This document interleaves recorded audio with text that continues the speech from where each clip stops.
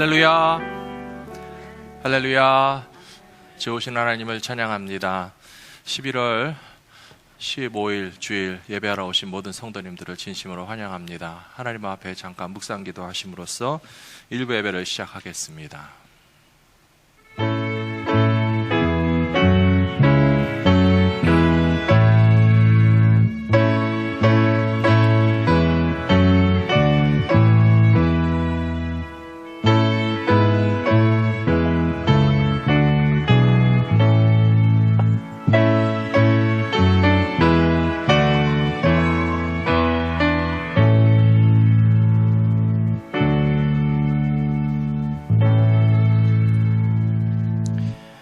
여호와께서는 자기에게 간구하는 모든 자, 곧 진실하게 간구하는 모든 자에게 가까이 하시는도다.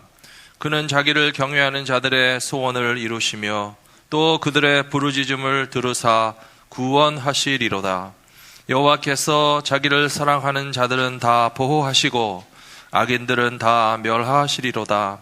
내 입이 여호와의 영예를 말하며 모든 육체가 그의 거룩하신 이름을 영원히 송축할지로다. 아멘. 좋으신 아버지 하나님, 우리의 부르짖음을 들으시고 기도를 들으시며 우리의 연약함을 도우시고 보호하여 주시는 아버지 하나님의 크신 사랑을 찬양하기 원합니다. 예배하는 이 시간, 하나님께서 얼마나 우리와 가까이 계시는가 하는 것을 확연히 깨달아 알 수 있는 귀한 예배의 시간이 될 수 있도록 성령께서 우리의 마음과 생각을 주장하여 주시옵소서. 우리 주 예수 그리스도의 이름으로 기원하옵나이다. 아멘. 다 같이 찬송가 86장 함께 부르시겠습니다.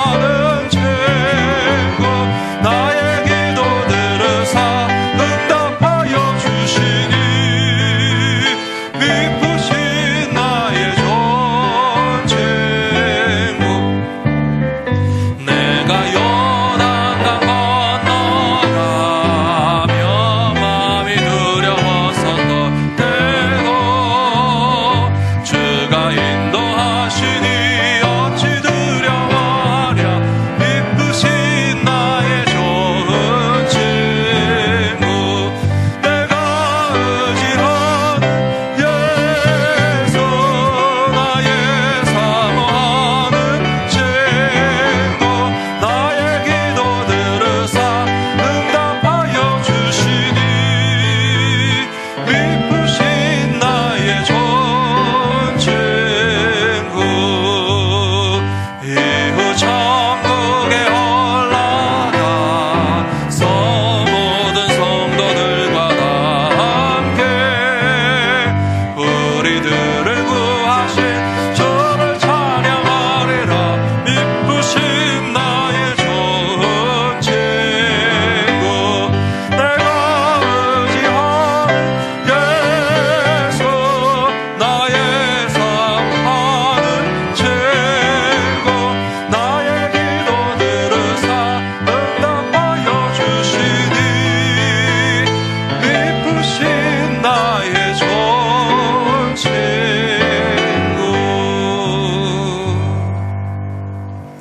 아멘. 지난 주간의 삶을 돌아보면서 참회 기도를 드리시겠습니다.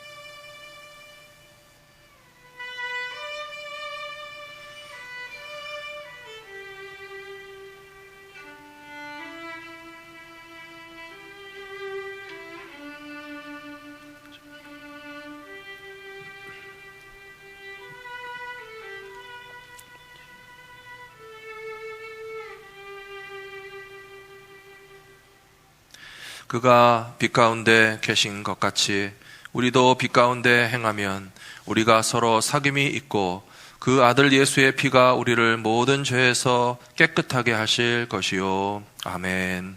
전능하사 천지를 만드신 하나님 아버지를 내가 믿사오며 그 외아들 우리 주 예수 그리스도를 믿사오니 이는 성령으로 잉태하사 동정녀 마리아에게 나시고 본디오 빌라도에게 고난을 받으사 십자가에 못 박혀 죽으시고 장사한 지 사흘 만에 죽은 자 가운데서 다시 살아나시며 하늘에 오르사 전능하신 하나님 우편에 앉아 계시다가 저리로서 산자와 죽은 자를 심판하러 오시리라. 성령을 믿사오며 거룩한 공회와 성도가 서로 교통하는 것과 죄를 사하여 주시는 것과 몸이 다시 사는 것과 영원히 사는 것을 믿사옵나이다. 아멘. 다 같이 찬송가 388장 부르신 후에 이길재 장로님 우리를 대표하여 기도해 주시겠습니다.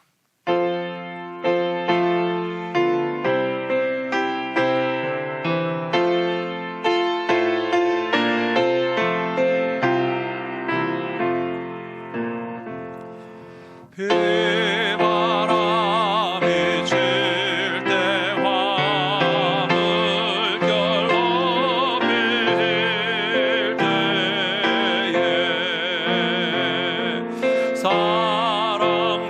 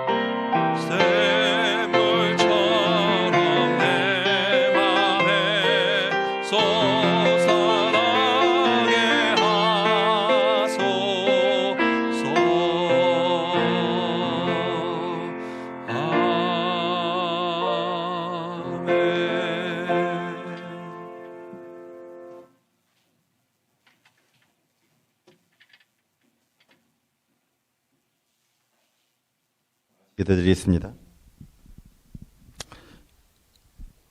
언제나 사랑과 은혜를 베풀어 주신 아버지 하나님, 말씀으로 우주 만물을 창조하시고 말씀이 육신이 되어 이 땅에 오신 하나님의 은혜와 사랑을 감사합니다. 그리스도인들은 말씀을 떠나서는 아무것도 할 수 없으며 그 말씀 안에 거할 때 무엇이든지 원하는 대로 구하면 이루어진다고 약속을 하신 아버지 하나님, 오늘도 저희 갈보리 믿음교회에서 그 기적의 현상이 나타내어지길 간구하옵나이다. 지금 이곳에서 드리는 모든 예배가 하늘나라의 소망 가운데 말씀 위에 설게 하시고 목적지를 몰라 나아갈 방향을 잃고 헤매는 어리석은 자들이 되지 않도록 성령께서 충만케 인도하여 주시기를 간절히 원하옵나이다. 우리가 살고 있는 이 땅에 새로운 지도자를 세우셨으나 사람들의 욕심으로 아직도 혼돈의 시간 속에 살고 있나이다. 그러한 자들로 인해 많은 이들이 어려움과 고통에서 이겨나지 못하고 있사오니 아버지 하나님, 이것을 굽어 살피사 주님이 정하신 정직한 지도자를 인도하여 세워주시길 바라옵고 원하옵나이다. 하나님께서도 정직한 자를 기뻐하시며 좋은 것을 아끼지 아니하시고 축복하심을 알기에 정직한 자의 기도를 응답하시는 것을 믿습니다. 하나님 아버지, 온전한 삶으로 살아가기 위해 저희들이 하나님을 의지하면서 때론 믿음으로 살아가리라 목놓아 불러보지만 세상과 더불어 살다 보니 믿음이 떨어지기도 하고 때로는 주님의 마음을 아프게 할 때도 있으며 또한 주님을 다시금 십자가에 못 박은 일도 있나이다. 사랑하는 나의 아버지 하나님, 이런 불완전한 저희들을 불쌍히 여기사 저희들이 가진 연약한 믿음을 싸매주시고 덮어주시사 악한 영이 결코 저희들의 영혼을 지배하지 못하도록 강하고 담대한 믿음으로 저희들을 이끌어 주시길 기도하옵나이다. 믿음이 없는 자는 의심이 많습니다. 그렇기에 그들의 삶은 늘 악한 영으로 가득하기에 남을 위한 기도가 먼저가 아닌 비방과 조롱이 먼저이고 심지어 상해를 해야 하는 경우가 많음을 고백합니다. 그들은 자신들이 처한 환경으로 불안감에 모든 것을 놓게 될까봐 두려움으로 지내며 오히려 가지고 있는 것들을 빼앗길까봐 늘 삶이 불안하나이. 아버지 하나님, 이 귀한 시간, 이 예배를 통해 우리가 가지고 가야 하는 것이 이러한 재물도 명예도 그 어떤 것도 아니요, 그저 하나님께서 저희들에게 맡겨진 직분, 그 하나만이라는 것을 깨닫게 하사 어떤 환경이나 시험이 온다 하여도 자기에게 주어진 사명의 직분을 잊지 않게 하시고 죽도록 충성을 하며 낮은 자의 모습으로 기도하면서 성령과 더불어 하나님 아버지께 살아가길 간절히 소원드리옵나이다.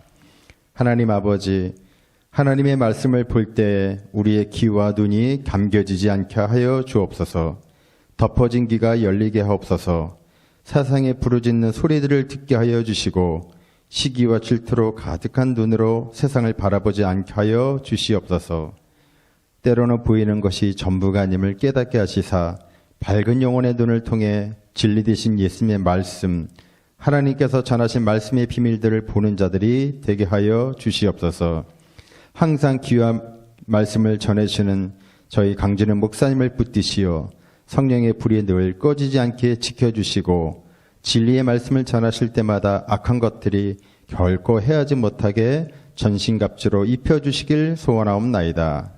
아무것도 염려하지 않고 오직 모든 일에 기도와 간구로 우리가 구할 것을 감사함으로 하나님께 간절히 기도하면서 살아가시는 우리 갈보리 믿음께 모든 성도들이 되시길 기원드리며 이 모든 말씀 예수님의 이름으로 기도하옵나이다. 아멘.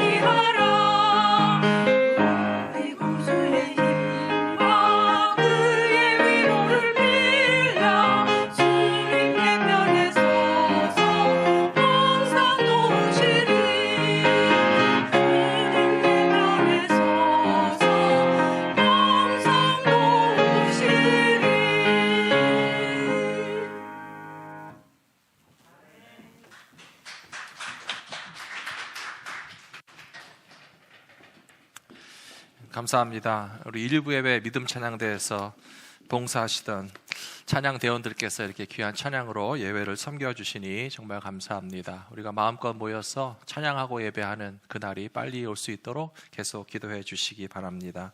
오늘 우리에게 주시는 하나님의 말씀은 사무엘상 16장 7절부터 13절까지 말씀입니다.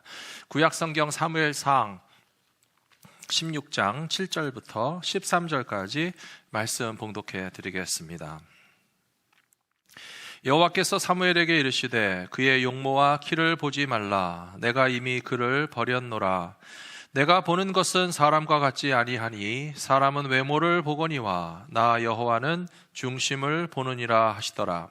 이새가 아비나답을 불러 사무엘 앞을 지나가게 하매 사무엘이 이르되 이도 여호와께서 택하지 아니하셨느니라 하니 이새가 산마로 지나가게 하매 사무엘이 이르되 이도 여호와께서 택하지 아니하셨느니라 하니라.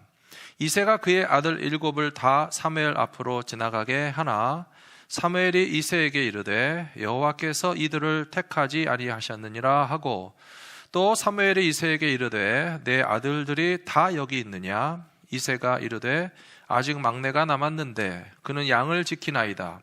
사무엘이 이새에게 이르되 사람을 보내어 그를 데려오라.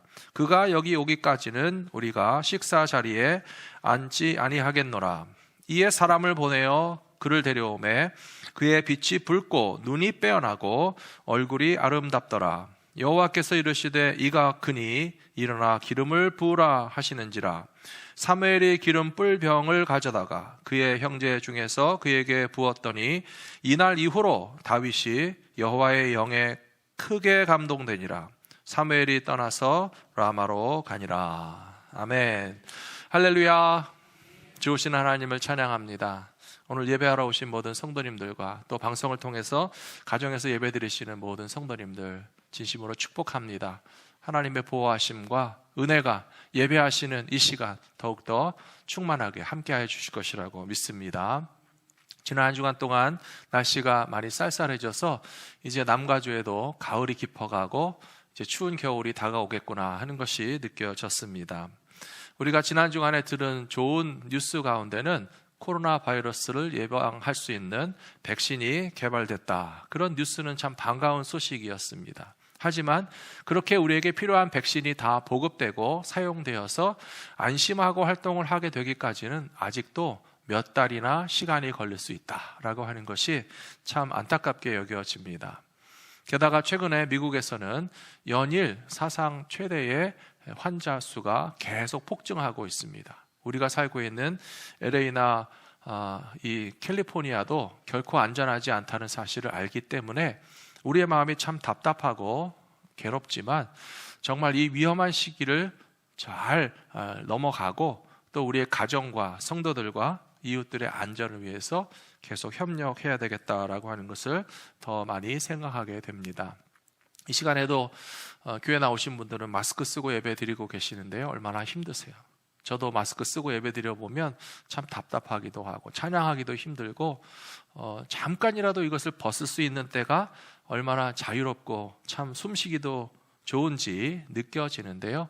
그럼에도 불구하고 우리 잠깐의 방심이나 혹은 실수가 나나 혹은 이웃들의 안전을 해칠 수도 있다는 사실을 잘 알기 때문에 잘 참으시고 견디시고 우리가 안심하고 예배드릴 수 있는 그날까지 한 분도 어려움 겪지 않으시고 강건한 모습으로 계속 뵐 수 있게 되기를 계속 기도하겠습니다. 추수감사주일이 한 주 앞으로 다가왔습니다. 2020년의 추수감사주일을 맞이하면서 마음의 답답함과 아쉬움도 많이 있으실 것입니다. 올해는 우리가 하고 싶은 일도 많이 못했고 해야 하는 일들조차 하지 못한 일들이 굉장히 많았기 때문에 과연 하나님 앞에서 무슨 열매로 감사를 드리는 것이 좋을지 더 고민하게 되는 것이 사실입니다. 그런데 제 마음 가운데는 하나님께 감사할 수 있는 이유가 얼마든지 있다는 사실이 벌써부터 느껴져서 오늘 먼저 나누기를 원합니다. 지난 2월과 3월에 저희 교회는 새로운 건물과 장소를 찾기 위해서 굉장히 바쁘게 움직였습니다. 우리 교회가 먼 곳에 갈 수 없기 때문에 가장 가깝고 편리하고 우리 성도님들이 마음껏 모여서 예배 드릴 수 있는 장소를 찾기 위해서 정말 최선을 다해서 분주하게 주변에 있는 곳들을 다 찾아서 헤맸었는데요.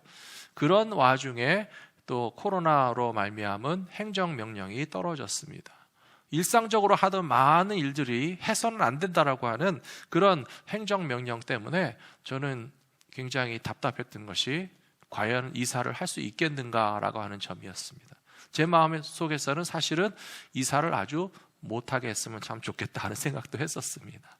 그런데 알고 보니까 이사하는 것이 에센셜이고 생존에 꼭 필수적인 일이기 때문에 위험하지만 조심스럽게 이사할 수 있다라고 하는 상황이라는 사실을 알게 되었습니다.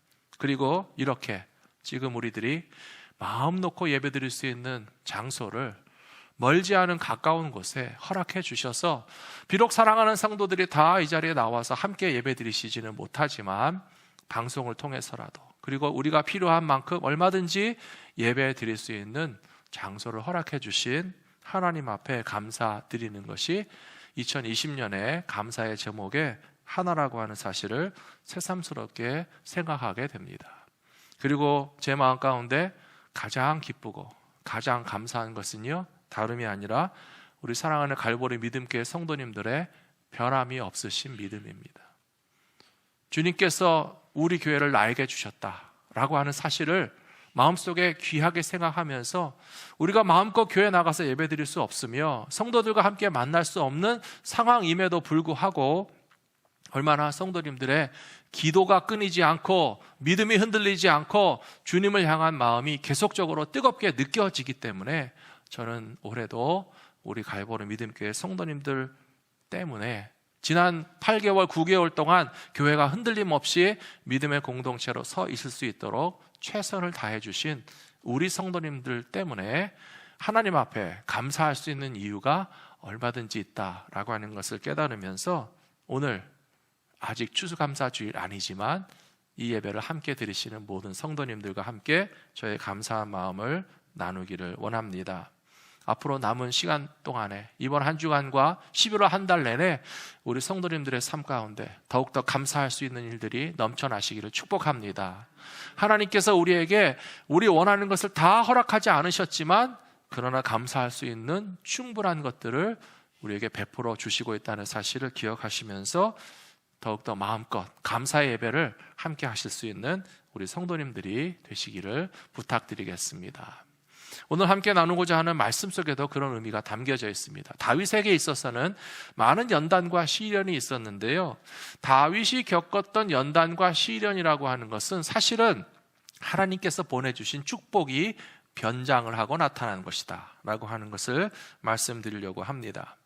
왕으로 세움을 받기로 결정했지만 아직 왕위에 오르기 전까지 다윗은 어떤 사람보다도 굉장히 길고 고통스럽고 그리고 절망에 가까운 훈련의 시간을 오래 보내야만 했습니다. 그런데 그렇게 길고 힘들었던 훈련이 다윗에게는 정말 꼭 필요한 것이었고 그렇게 긴 훈련의 기간은 하나님께서 다윗을 가장 잘 사용하시기 위해서 계획하신 과정이었다라고 하는 것을 생각한다면 우리들도 마찬가지가 된다고 저는 생각합니다. 하나님께서 왜 우리를 연단시키시겠습니까? 왜 우리로 하여금 기다리게 하시겠습니까? 때로는 우리로 하여금 아픔도 겪게 하시고 우리가 좌절하고 절망할 만한 그런 힘든 자리에까지 내려갈 수밖에 없도록 만드시는 이유는 하나님께서 우리를 위하여 계획하신 축복이 변장하고 나타나는 것이다 라고 생각한다면 지금 우리가 경험하고 있는 힘든 시간들을 넉넉히 이겨낼 수 있는 믿음도 가지게 될 것이라고 저는 믿습니다. 오늘 같이 읽으신 본문 말씀에 보시면 다윗은 8명의 형제들 가운데 막내였습니다. 우리 성도님들 가운데도 막내가 있으시죠? 막내는 좋습니까? 나쁩니까? 좋은 점도 있고 나쁜 점도 있어요. 아무래도 형이나 누나나 언니가 있으면 부모님에게 먼저 사랑도 받았고 먼저 대접도 받았고 동생들보다 뭔가 유리한 위치를 선점하는 경우가 많이 있습니다. 그래도 요즘에는 자녀들이 귀하기 때문에 둘째나 셋째나 막내라도 이뻐하고 사랑해 주는 것은 사실이지만, 과거 시대에는 사실은 막내들은 별로 많이 존중을 받고 사랑받을 만한 기회가 없이 살아가는 경우가 많이 있었습니다. 야곱의 12아들들이 있었는데, 야곱의 12아들들 가운데서 야곱이라고 하는 사람만 참 성경에 보시면 희한하게 11번째에 있는 요셉, 12번째에 있는 베냐민을 아주 특별히 사랑했지만, 그런 경우는 정말 예외적인 경우라고 생각하시면 됩니다. 다윗은 8명의 형제들 가운데서 아버지의 관심 밖에 있었습니다. 형제들에게 귀하게 여김을 받지 않았습니다. 심지어 사무엘 선지자가 집에 오셔서 이 집의 아들들 가운데 하나님께서 왕으로 세울 사람이 있다라고 이야기했을 때, 아버지가 제일 먼저 떠올린 것은 첫째 아들인가? 둘째 아들인가? 셋째 아들인가? 암만 생각하고 헤아려 봤지만 막내인 다윗은 아예 안중에도 없었어요. 집에도 안 불렀습니다. 선지자 앞에 소개하거나 내세우지도 않았습니다. 사랑하는 성도 여러분, 이런 상황을 우리들 자신에게 비추어 본다면 아무 자격도 없고 공로도 없는 우리들, 가정에서 특별히 주목받는 사람이 아닐 수도 있고, 친구들 가운데 더 뛰어난 사람이 아닐 수도 있고, 세상 사람들 가운데서 내가 뭔가 특출나서 참 잘났다라고 자랑할 만한 것이 없지만, 그렇게 평범하고 별것 아닌 존재와 같은 우리들을 하나님께서 주목해 주시고 선택해 주시고 불러주시고, 다윗과 같이 평범하고 주목받지 못했던 우리의 인생까지도 하나님이 귀하게 쓰시려고 계획하고 계신다는 사실을 믿는다면, 오늘 이 다윗의 모습을 통해서 우리 모두가 용기를 얻고 위로를 받고 소망을 갖게 될 줄로 믿습니다. 믿으십니까? 우리들 자신이 다윗과 다를 바가 하나도 없는 것이에요. 주목받지 못해도, 뛰어나지 않았어도, 우리가 하나님 앞에 특별하게 쓰임받을 수 있는 아무런 자격과 공로가 없지만, 하나님께서 여러분 모두를 다윗처럼 귀하게 부르시고 택하시고 훈련시키셔서 하나님의 계획 가운데 영광스럽게 사용하기 원하신다는 사실을 확실히 믿으시기 바랍니다. 믿으시기 바랍니다. 몇몇 분들만이 아니고 전부 다예요. 특별하신 하나님의 계획하신 가운데 여러분들을 다 하나님께서 그렇게 불러 세우시고 훈련시키시고 준비시키시고 하나님의 영광을 위해서 사용하실 것이라고 저는 믿습니다. 그렇게 되기 위해서 첫 번째로 우리가 거쳐야 할 과정은요, 낮은데 겸손하게 훈련받는 것입니다. 첫 번째로 하나님께서 사용하시기 위해서 다윗을 낮은 데서 겸손하게 섬기는 그런 경험을 가지게 하셨다는 것입니다. 사무엘상 16장 11절에 보시면, 또 사무엘이 이새에게 이르되 내 아들들이 다 여기 있느냐? 이새가 이르되 아직 막내가 남았는데 그는 양을 지키나이다. 사무엘이 이새에게 이르되 사람을 보내어 그를 데려오라. 그가 여기 오기까지는 우리가 식사 자리에 앉지 아니하겠노라. 이 상황이 어떤 상황인지 잘 아시죠? 집안에 귀한 손님이 오셨어요. 아버지와 형들은 다 그 귀한 손님을 대접하는 식탁에 둘러앉아서 정말 중요한 얘기도 하고 맛있는 음식도 먹기 위해서 모였는데, 다윗은 지금 어디 있습니까? 들판에서 아직도 양치고 있어요. 걔는 와도 그만 안 와도 그만이라는 거예요. 우리 식사를 모이는 가족 모임에서 나만 쏙 빼놓고 자기네끼리 맛있는 거 먹으면 얼마나 우리 마음이 섭섭하고, 우리 집에서 다 도대체 나는 뭔가, 그런 생각이 들지 않으시겠습니까? 혹시 집안에서 막내인 분들이나 형이나 언니에게 많이 치이신 분들이 계실 거예요. 만일에 순이하고 영이하고 자매지간이라고 생각해 보세요. 순이가 언니인데 이웃의 모든 사람들이 우리 엄마 보고 하는 말씀이 순이 엄마라고 부르잖아요. 그러면 영이는 생각하기를, 왜 우리 엄마는 순이 엄마일까? 나는 영인데 영이 엄마는 아니고 순이 엄마인가? 라고 하는 생각을 하면서 뭔가 동생이기 때문에, 막내이기 때문에, 둘째이기 때문에 섭섭하게 더 나를 챙겨주고 존중받지 못하는 경험을 해보신 분들이라면 지금 그 생각을 좀 한번 바꿔보시기 바랍니다. 하나님을 나에게 낮아지게 하신 데는 이유가 있으시다고 저는 믿습니다. 남들보다 더 뛰어나게 공부도 잘하고 돈도 많이 벌고 성공해서 세상 가운데 떵떵거리며 살 수 있는 기회를 나에게 주지 않아서 너무 아쉽고 섭섭하다고 생각하지 마시고요. 우리를 낮아지게 하신 것에 하나님의 계획하심이 있으시고, 우리를 섬기는 자리에 있게 하신 것에 하나님의 뜻이 있으시고, 우리가 존중받지 못하는 위치에서 더 하나님을 찾을 수 있고 만날 수 있고, 하나님께서 나를 높이시는 것에 대해서 감사할 수 있는 그런 믿음의 기회로 삼으시려고 우리를 첫째로 택하지 않으시고, 우리를 막내 가운데 택하셨어도, 우리를 아직 먼저 되지 않게 하시고 지금 나중되게 하셨을지라도 하나님께서 나를 더 귀하게 사용하실 계획이 있으시다면, 사실을 믿는다면, 우리가 막내된 것이, 우리가 주목받지 못한 것이, 우리가 낮은 데서 섬기는 것이 하나도 섭섭할 것이 없고 하나님의 계획하심을 깨닫는 기회가 되실 것이라고 믿습니다. 마가복음 9장 35절에 보시면 예수님께서는 심지어 낮은 데로 오히려 더 내려가야 된다라고 말씀하셨어요. 예수께서 앉으사 12제자를 불러 이르시되 누구든지 첫째가 되고자 하면 무사람의 끝이 되며 무사람을 섬기는 자가 되어야 하리라 하시고, 예수님의 말씀인데요, 모든 사람 앞에 높임을 받고 또 지도자의 역할을 하기 위해서는 낮은 대로 더 낮은 대로 모든 사람의 맨 끝자락까지 내려가야 된다고 말씀하고 계세요. 제가 어떤 기사를 보니까요, 요즘에 한국에서는 유치원에서도 레벨 테스트를 한다고 그래요. 무슨 말씀인지 아세요? 유치원에 입학하는 학생들도 얼마나 똑똑하고 능력이 있고 실력이 있고 재능이 있는지를 다 비교하고 재가지고 그 중에서 똑똑하고도 똑똑한 애들만 뽑아가지고 들어가는 유치원이 따로 있고, 그 서너 살짜리 유치원 아이들도 경쟁력이 떨어지면 받아주지도 않고 밀려나고, 그런 사람을 평가하고 정말 그 재능을 비교하면서 사랑받을 만한 자격이 있는 사람만 사랑해주는 그런 일들이 이 세상에 얼마나 많이 있습니까? 그렇기 때문에 우리는 마가복음 9장 35절의 예수님 말씀이 이해되지 않는 것이 정상이에요.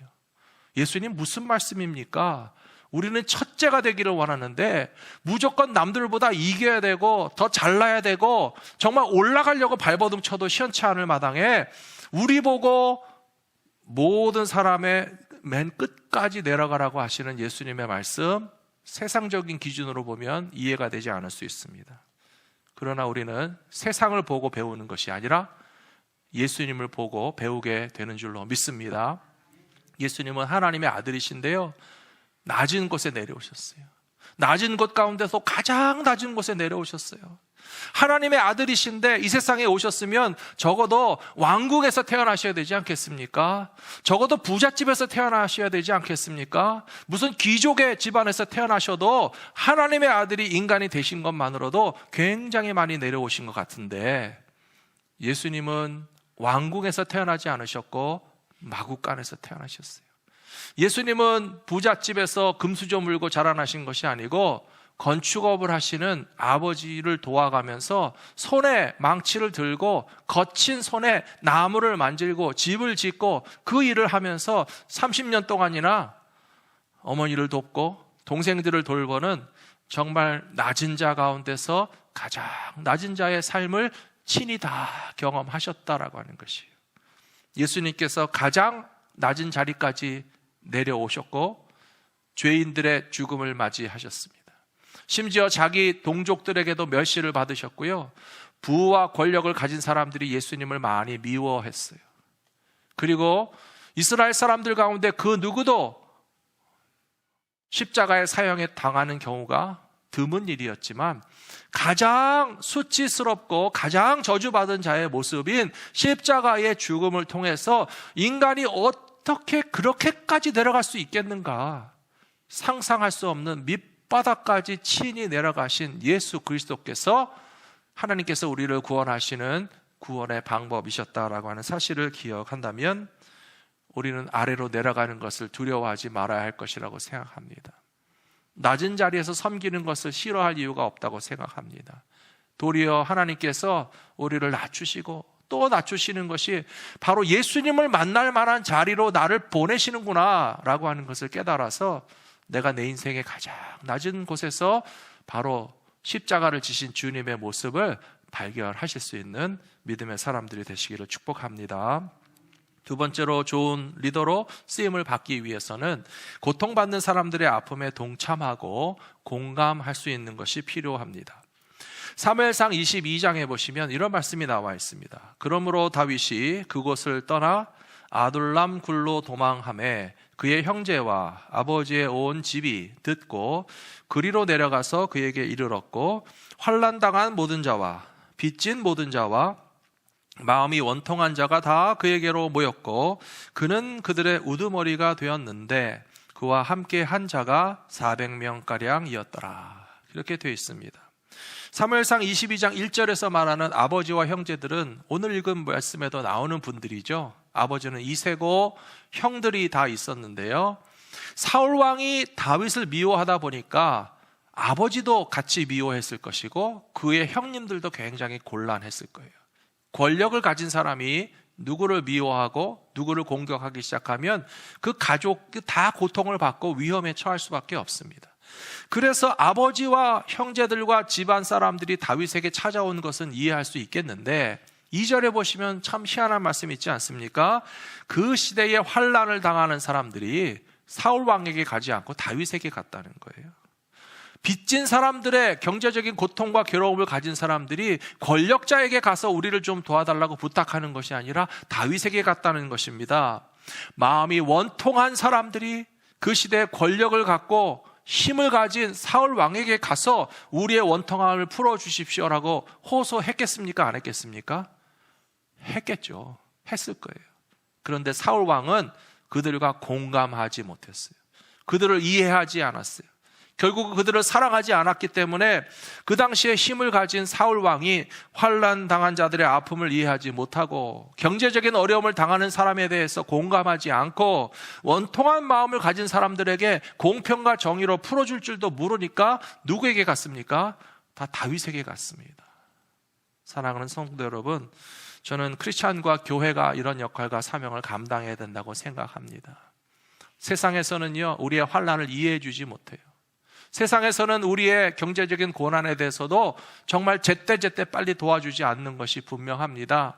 무엇보다도 우리가 살면서 겪는 원통함에 관해서 누가 이해하고 누가 풀어주겠습니까? 주님의 품으로 돌아와서 교회와 신앙을 통해서 주님의 위로하심을 경험하게 된다면 우리가 함께 아파함을 이해하고 하나님의 위로하심을 바라보면서 다시 회복될 수 있는 믿음의 공동체가 될 것이라고 믿습니다. 다윗에게 이런 사람들이 몰려간 이유는 다윗도 똑같은 고난을 당하고 있다는 사실을 알았기 때문에 그래요. 그리고 다윗이 우리와 같은 아픔을 겪으면서 나의 답답함에 대해서 많이 설명하지 않아도 다 이해해 주겠지라고 하는 그런 동병상련의 정이 있었기 때문에 많은 사람들이 다윗에게 달려갔던 것이라고 저는 생각합니다. 저희 교회 성도님들을 뵈면 그 캔서 서바이벌 하신 분들이 많이 계세요. 암을 투병하시고 이겨내시고 생존하신 분들이 굉장히 많으세요. 저는 얼마나 감사하고 기쁘고 믿음의 승리이고 기도의 응답이라고 생각해서 정말 암을 이겨내시는 우리 성도님들이 참 존경스럽고 더 사랑스럽고 귀합니다. 그런데 모든 분들이 다 그렇겠지만 내 몸에 원치 않는 질병이 생겼다는 사실을 처음 들으셨을 때는 얼마나 당황스러우셨어요? 놀라고 두렵고 별 생각을 다 하셨을 거예요. 어떻게 하나? 치료받을 수 있나? 수술을 받아야 된다면 이 수술을 어떻게 받을까? 수술 후에도 또 얼마나 힘든 치료 과정을 겪어야 하는가라고 하는 생각들을 다 해보셨을 텐데요. 제가 쭉 우리 성도님들을 계속 뵈니까 먼저 해치고 나가신 분들이 얼마나 꿋꿋하게 잘 이겨내시고 또 원치 않는 질병이지만 나중에 그것을 경험하게 되시는 분들을 위해서 더 관심을 가지고 더 기도해 주시고 더 위로하시면서 정말 우리말 그대로 동병상련의 정을 나누고 계시는지 저는 참 그것도 고마운 일이라고 생각합니다. 사랑하는 성도 여러분, 다윗에게 원통한 자들이 몰려간 데는 이유가 있습니다. 같은 아픔을 가지고 이해해 줄 수 있는 사람에게 찾아가는 것입니다. 아무리 설명해도 맨날 1등만 하고 가난해 본 적이 없고 이 땅에서 떵떵거려 본 사람에게 우리가 찾아가서 호소해도 우리의 아픔과 괴로움을 전혀 이해해 주지 못해요. 우리의 실패와 괴로움에 대해서도 아무리 말로 설명하고 호소해도 알아주지 못하는 사람에게는 안타깝지만 오히려 리더십이 생겨나지 않습니다. 낮은 자리에서 아픔을 겪고 문제를 함께 해결해가는 사람들을 하나님께서 리더로 세우신다는 사실도 믿으시기 바랍니다. 로마서 12장 12절에 보시면 사도 바울은 로마에 있는 크리스찬들에게 말하기를 즐거워하는 자들과 함께 즐거워하고 우는 자들과 더불어 울어라 라고 말씀하고 있어요. 저는 이것이 교회라고 생각합니다. 즐거움을 가진 성도님들과 함께 즐거워할 때 교회의 교회다움이 나타나고요. 우는 사람이 있다면 그 슬픔과 아픔에 동참해서 함께 위로할 수 있을 때에 참된 교회의 모습을 우리가 더 지켜나가게 될 것이라고 믿습니다. 요한복음 11장 35절에도 보시면 예수님께서도 눈물을 흘리시더라 하는 짧은 한 토막의 구절이 남아 있습니다. 이것은 잘 아시는 것처럼 사랑하는 친구 나사로가 죽어서 무덤에 누워 있는데 나사로의 가정을 위로하기 위해서 오신 예수님께서 그 동생들 마리아와 마르다가 눈물 흘리고 아파하고 두려워하고 근심하는 것을 보시면서 예수님께서 공감하셨다는 거잖아요. 위로하셨다는 것이잖아요. 예수님은 지금 나사로를 살리려고 오셨어요. 나사로가 살아나는 것은 예수님은 알고 계셨고 살려주시기 위해서 오셨고 부활도 있고 영생도 있는데 뭐하라고 우냐라고 말씀하지 않으셨고요. 예수님은 우리의 눈물, 우리의 아픔, 우리의 공포, 우리의 두려움, 우리의 상처 가운데 100%, 1000%, 10,000% 공감하시고 우리의 마음의 울림에 함께 울리시는 예수님의 마음으로서 우리를 위로하시기에 충분하신 주님이신 것처럼 우리도 그 주님의 마음을 가지고 나누며 살아가실 수 있는 교회와 성도들이 되시기를 부탁합니다. 마지막 세 번째로 억울한 시련을 당할지라도 악을 악으로 갚지 않을 때 하나님의 공의와 하나님의 정의를 경험할 수 있다는 사실을 우리는 믿어야 됩니다. 다윗이 받았던 연단과 시련은 상상을 초월합니다. 우리가 짧은 시간에 그 말씀을 다 나눌 수 없는데요. 사울 왕이 창을 던져서 그를 죽이려고 했어요. 그냥 어쩌다가 한번 우발적으로 일어난 사건이 아니고 사울 왕은 자기 군대를 동원해서 전국을 샅샅이 뒤졌습니다. 다윗이 숨어있는 곳이라면 내 나라 영토 안에 어디든지 다 찾아내고 어디로 도망가 있어도 다윗을 죽이든지 살리든지 내게 데려오라고 아주 치밀하게 아주 끝까지 수년 동안 계속적으로 다윗을 죽이려고 쫓아다니는 사람이 사울 왕이었습니다. 그런 세월 가운데 다윗이 겪었던 아픔을 생각한다면 다윗의 마음 가운데 보복하고 싶은 마음이 있었겠습니까? 없었겠습니까? 인간이었다면 있는 것이 당연합니다. 한 대 맞고도 가만히 계시는 분 계세요? 안 맞아봐서 모르시겠죠? 저도 맞을 일이 별로 없지만 누가 불친절하게 행하든지 공격을 하든지 싫은 말을 하면 제 마음속에 그것을 그냥 받아들이고만 싶지 않고 억울하고 화가 나는데 나는 어떻게 갚아줄까 하는 생각이 먼저 드는 것은 사실이에요. 그러나 믿음의 사람들은 그렇게 단순하게만 반응하지 않습니다. 우리는 다윗을 바라보면서 성숙한 믿음의 사람은 뭐가 달라도 정말 다르구나 하는 것을 깨닫게 됩니다. 사무엘상 24장 4절에 보시면 다윗의 사람들이 이르되 보소서 여호와께서 당신에게 이르시기를 내가 원수를 내 손에 넘기리니 내 생각에 좋은 대로 그에게 행하라 하시더니 이것이 그날이다 하니 다윗이 일어나서 사울의 겉옷 자락을 가만히 베니라. 그리한 후에 사울의 옷자락 뱀으로 말미암아 다윗의 마음이 찔려. 이런 말씀이 있습니다. 수년 동안 다윗을 죽이려고 쫓아다니던 사울 왕을 오히려 다윗이 칠 수 있는 기회가 생겼어요. 그때 만일에 다윗이 사울 왕을 쳤어도 그것은 요즘 말로 정당방위에 해당할 것입니다. 다윗은 얼마나 목숨의 위협을 받았고 죽을 뻔한 일이 많았고 사울 왕의 미움을 받아서 고생을 많이 받았기 때문에 거기서 보복을 해도 누구도 뭐라고 할 사람이 없었음에도 불구하고 다윗은 그저 표시를 내기 위해서 사울 왕의 옷자락만 살짝 잘라가지고 내가 당신에게 갚을 수 있는 기회가 있었는데도 안 했습니다 라고 하는 증거물을 만든 것이에요. 그런데도 5절 끝에 보시면요, 다윗은 그것마저도 마음을 괴로워했다라고 이야기하고 있어요. 사랑하는 성도 여러분, 이렇게 시련을 당하고 연단을 당하고 정말 미움을 받고 고통을 당했는데도 불구하고 그것을 당한 대로 갚아주지 않는 다윗이라는 사람은 도대체 어떤 사람이었겠습니까? 저는 그것이 믿음의 사람과 묵상하는 사람과 기도하는 사람의 특징이라고 생각합니다. 우리도 지금 고난과 시련을 당할 때 그냥 여기서 빨리 벗어나서 도망가려고만 하지 마시고 날 괴롭힌 사람이 있으면 얼마나 10배, 100배로 갚아줄까 그런 생각을 절대 하지 마시고요. 왜 나에게 사람을 통해서 사건을 통해서 일을 통해서 하나님께서 이런 아픔을 겪게 하시는 이유가 무엇일지 곰곰 생각해 보셔야 되는 거예요. 믿음 안에서 묵상을 하게 되고 믿음 안에서 기도를 하게 되면요, 하나님께서 우리에게 정답을 가르쳐 주십니다. 보복이 문제가 아니고 사건 가운데서 도망가서 피한다고 해서 피할 수 있는 것이 아니라 왜 하나님께서는 우리에게 변장한 축복을 환난과 시련의 모습으로 우리에게 허락해 주셨는지를 깨달아 아시게 되는 모든 성도님들이 되셨으면 좋겠습니다. 설교 후에 함께 부르고 싶은 찬양 나는 믿네 라고 하는 찬양의 가사를 보시면요, 내게 허락하신 시련을 통해 나의 믿음 더욱 강하게 자라나고 험한 산과 골짜기 지나는 동안 주께 더 가까이 나를 이끄시네. 내가 겪는 시험이 어렵고 힘겨워도 내 주님보다 크지 않네. 내 앞에 바다가 갈라지지 않으면 주가 나로 바다 위 걷게 하리. 이런 가사가 있는데요, 저는 이 노래 가사를 묵상하면서 다윗이 경험했을 상황과 굉장히 비슷하다라는 생각이 들었습니다. 내게 허락하신 시련을 통해서 어떻게 됐다고요? 나의 믿음이 더 강하게 자라났다고 얘기하고 있잖아요. 험한 산과 골짜기를 지나는 동안에 나는 하나님에서부터 끊어졌고 하나님에서부터 멀어진다고 생각하는 것이 아니고 험한 산과 골짜기를 지나는 동안에 주께서 나를 더 가까이 이끄신다라고 고백하고 있어요. 이것이 묵상의 힘입니다.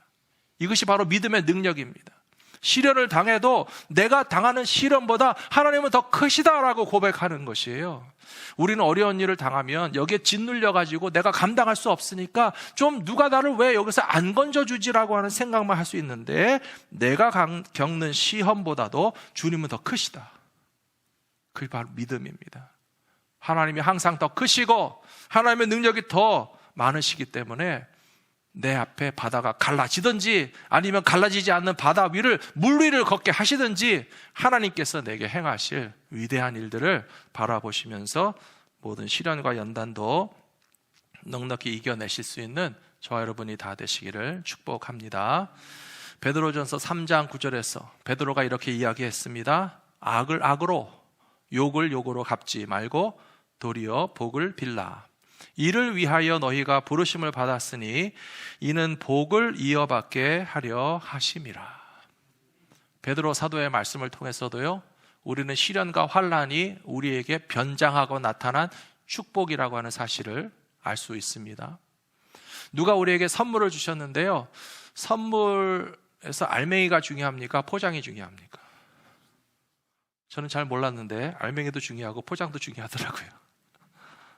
처음에는 그냥 알맹이만 좋은 줄 알았는데 포장도 좋으면 좋아요. 그런데요, 더 사실 중요한 것은 알맹이입니다.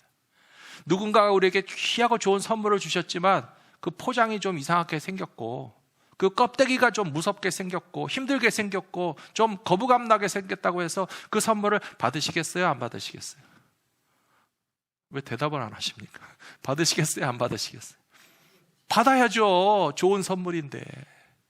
환난과 시련은 변장을 하고 나타난 축복이에요. 포장지는 무서워 보여요. 껍데기는 거칠어 보여요. 그것을 겪고 우리가 당할 때는 싫어요. 쇳덩어리가 명검이 되기 위해서는 어떻게 된다고요? 끓는 불 속에 들어가서 용광로에서 녹아야 되고요. 그 용광로에서 녹여낸 철을 망치로 두드려야 되고요. 망치에 두드리다가 또 찬물에 팍 담가야 되고요. 찬물에 담갔다 꺼내가지고 또 불로서 달군 다음에 또 때리고, 하나님의 시련과 연단이 우리에게 그렇게 느껴집니다. 왜 우리를 불 속에 녹이십니까? 왜 우리를 망치로 때리십니까? 왜 또 차가운 물에 담가가지고 깜짝 놀라게 하십니까? 그런데 쇳덩어리를 그냥 냅두면 그냥 쇳덩어리에 불과하지만 그것을 달구고 때리고 또 연단함으로써 명검으로 만들어내시는 하나님의 과정이라고 생각한다면 우리를 훈련시키시는 하나님의 훈련을 오히려 반가워하고 기뻐하고 감사하면서 하나님께서 나를 귀하게 쓰시려고 이세 집안의 8번째, 있는지 없는지도 모르겠는 막내 아들, 쳐주지도 않던 인생을 하나님께서 불러내셔서 우리를 귀하게 쓰시려고 하는 계획이 반드시 이루어질 것이라는 사실을 믿고 나아가시는 우리 모든 성도님들 다 되시기를 축복합니다. 우리 시간 같이 찬양 부르시고 기도하고 오늘 말씀 마치겠습니다.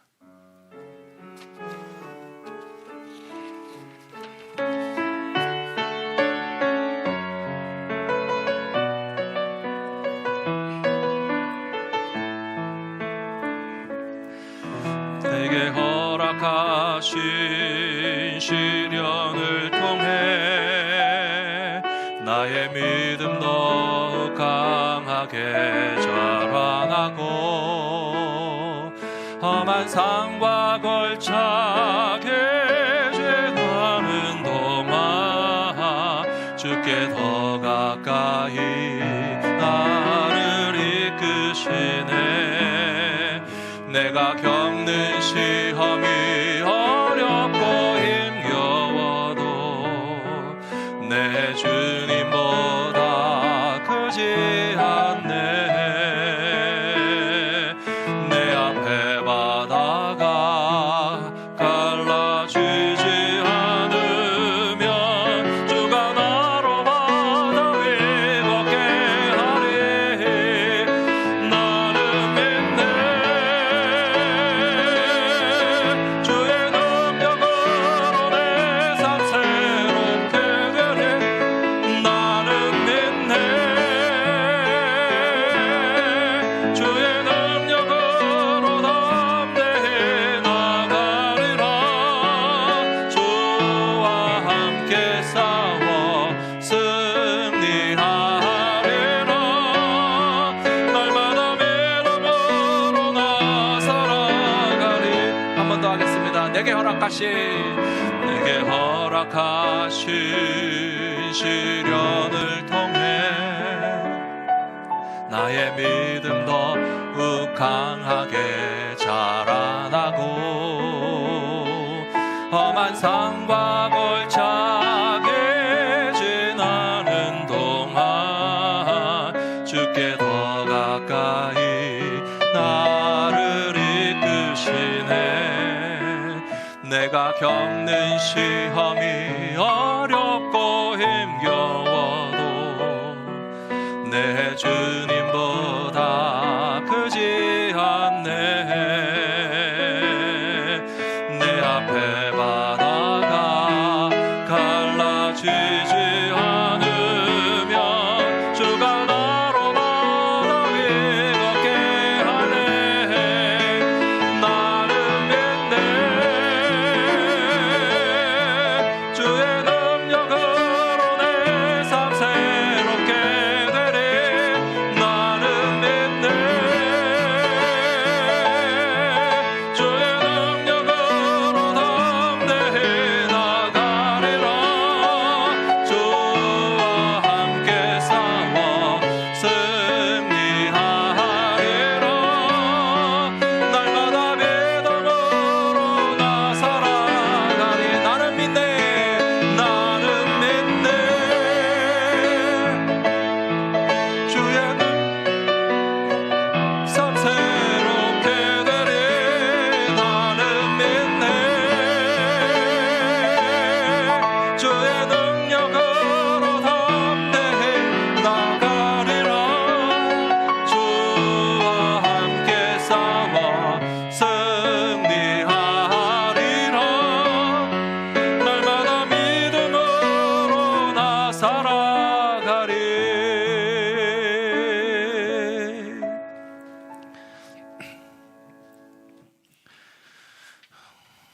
우리를 사랑하시는 아버지 하나님 감사합니다. 우리가 무엇이간데 많은 형제 가운데 많은 자매 가운데 우리를 택하여 주시고 세상에 많은 사람들이 있지만 아무런 공로와 자격이 없고 다른 사람보다 더 특별할 것도 없는 우리들을 하나님의 자녀로 삼아주신 놀라우신 은혜와 사랑에 또 감사를 드리고 찬양하기 원합니다. 하나님께서 택하신 믿음의 백성들에게도 시련을 주시고 훈련의 과정을 거치게 하시고 때로는 견디기 어려운 그런 아픔과 괴로움도 통과하게 하시는 것은 하나님의 더 크신 계획이 있으신 것을 우리는 확실히 믿습니다.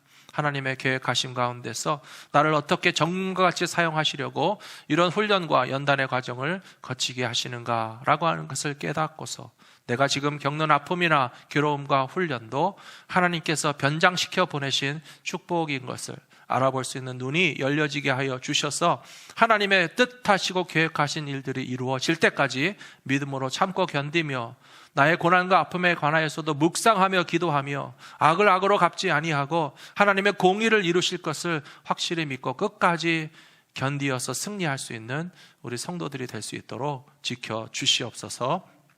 우리 주 예수 그리스도의 이름으로 간절히 기도 올리옵나이다. 아멘. 교회 소식 전해드리겠습니다. 오늘 11월 15일 예배하러 오신 모든 성도님들 정말 환영합니다. 또 가정에서 방송을 통해서 예배 드리시는 성도님들 가정에도 주님의 보호하심과 평안케 하심이 넘쳐나시기를 계속 기도하겠습니다. 다음 주일이 추수감사 주일인데요, 예년 같으면 우리가 교회 모여서 감사 예배도 드리고 찬양도 하고 또 맛있는 식사도 함께 나누면서 식탁의 교제도 나눴을 텐데 올해는 그런 것들을 다 할 수 없어서 얼마나 아쉬운지 모르겠습니다. 우리 성도님들과 감사의 기쁨을 나누고 싶은 마음에 작은 선물을 준비했습니다. 오늘부터 교회 오신 분들 가정에 하나씩 꼭 받아가 주시고요, 혹시 전달해 주실 분들은 또 전달해 주시면 감사하겠고요, 주중에 교회로 오시는 분들에게 전해드리겠습니다. 또 교회에 오실 수 없는 상황에 있으신 분들을 위해서 각 셀에서 전달해 주시면 정말 감사하겠습니다. 더 감사할 일들이 많이 넘쳐나는 추수감사주일 맞이하실 수 있도록 또 기도로 준비해 주시기 바랍니다. 어려운 상황 속에서도 계속적으로 헌금 보내주시고 함께 참여하시는 성도님들께 진심으로 감사드립니다. 수요일 주보 발송 전에 도착한 헌금은 바로 확인하실 수 있겠고요, 또 수요일 주보 발송 이후에 도착한 헌금은 한 주간 더 기다리셔서 재정부에 확인해 주시면 감사하겠습니다. 커넥트 라이프 계속 진행 중에 있습니다. 금요일 성경 배경 강의를 듣기 원하시는 분들은 김정은 목사님에게 신청해 주시면 인터넷 링크를 보내드립니다. 많이 참여해 주시기 바랍니다. 또 색소폰 교실에서 함께 색소폰 악기 배우기 원하시는 분들은 박줄리 권사님에게 연락해 주시면 매주 화요일 날 있는 색소폰 교실에 참여하실 수가 있겠습니다. 교육부 학생들을 위한 커넥트 챌린지가 오늘로써 이번 가을 학기를 종강합니다.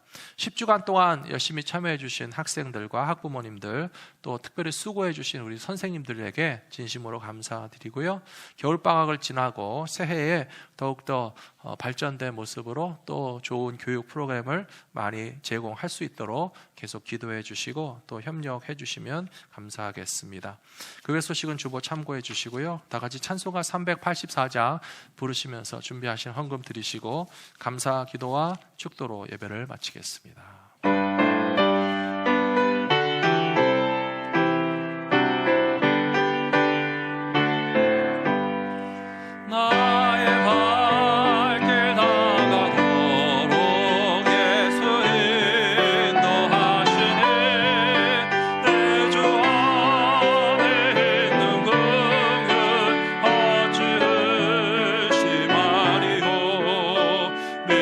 믿음으로 사는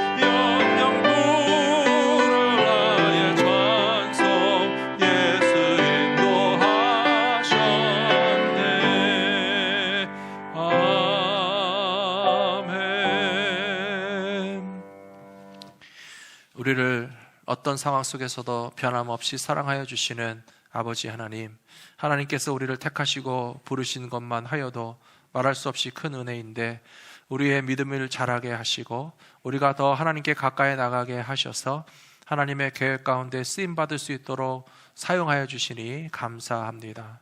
우리 사랑하는 모든 성도들이 2020년의 추수감사주의를 맞이하고 준비하면서 우리 마음 가운데 하나님 앞에 고백해야 할 참된 감사의 고백이 무엇인지 더 깊이 묵상하게 하여 주시고, 아직도 시련과 혼란과 아픔이 많이 있을지라도 하나님께서 계획하고 준비하신 일들이 이루어질 때까지 견디고 참고 승리할 수 있는 힘과 능력을 주시도록 끊임없이 기도할 수 있는 저희 모두가 되게 하여 주시옵소서. 참으로 어려운 시절 가운데도 주의 몸된 교회를 통하여서 믿음의 백성들의 공동체가 든든히 세워지며 성도들을 돌보며 사랑하는 자녀들과 다음 세대들에게 말씀을 가르치는 교회의 사명을 계속적으로 감당할 수 있도록 우리가 하나님 앞에 드릴 수 있는 모든 예물들을 정성껏 드리는 그 모든 믿음을 주여 기억하여 주시옵시고 하나라도 땅에 떨어지지 않게 하여 주시옵시며 그 귀한 헌신과 믿음과 기도와 예물을 통해서 하나님의 계획하심을 더 크게 나타나시는 영광을 나타내 주실 줄로 믿습니다. 성도들의 가정의 아픔과 연약함을 치료하여 주시옵시고 악한 질병은 물러가게 하여 주시옵시고 여러 가지 근심과 걱정들 가운데서 하나님의 도와주시는 강하고 능하신 손길을 언제나 경험할 수 있도록 붙잡아 주시옵소서.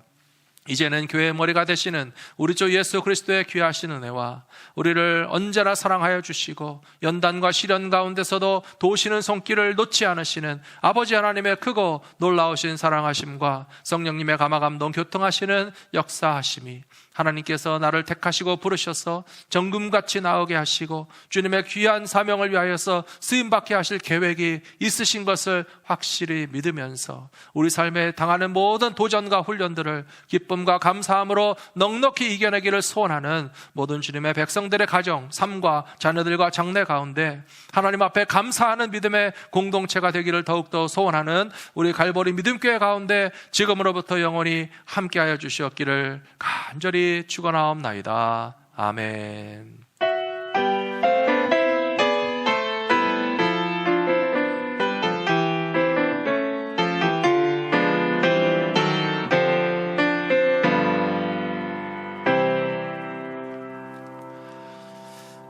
오늘 예배 함께 해주신 모든 성도님들 정말 감사합니다. 복되고 건강한 하루 되시고요. 남아있는 교육부 예배, 3부 예배 위해서 계속 기도해 주시기 바랍니다. 감사합니다. 안녕히 계십시오.